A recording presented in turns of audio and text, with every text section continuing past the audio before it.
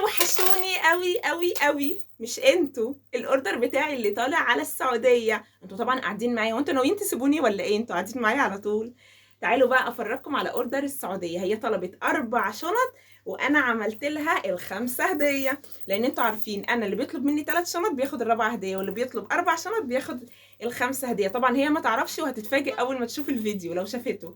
لو ما شافتش الفيديو هتتفاجئ لما يوصل لها تلاقي دي هديه. عملت لها الشنطه دي.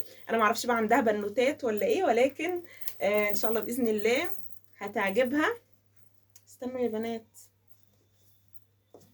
بصوا دي البطانه الخارجيه والشنطه القمر دي هديه. تمام، تعالوا بقى افرجكم الاوردر بتاعها ايه. بس قبل اي حاجه يا ريت اللايك والشير، ولو مش عاملين لي فولو، ويا بنات حطوا حروفكم ونقطوا لان ده بيرفع الفيديو جدا وبيجيب لي اوردرات كتيره. يلا، اول شنطه الورده باللون الاصفر. بصوا يا بنات، خطيره، متاح كل الالوان. بصوا من جوه، اي بصوا من جوه،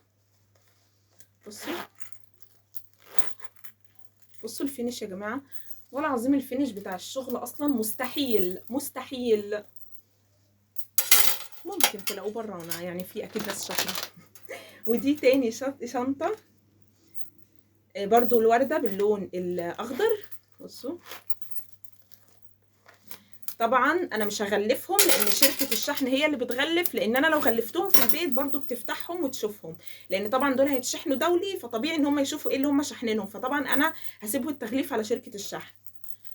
بصوا دي رابع وتالت واحده. هوريكم اللؤلؤه بقى.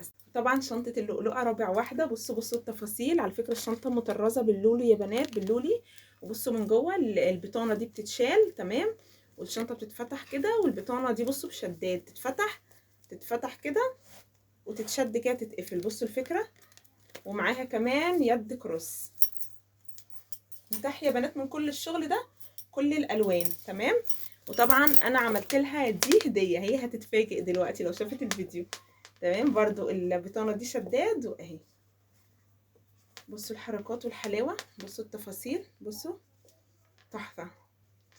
ده اوردر رايح على المدينه المنوره، عقبالنا يا رب ان شاء الله. ويلا ما تنسوش لو عجبكم تعملوا لايك وشير وكومنتس وفولو وكل حاجه، واستنوني في اوردر جديد.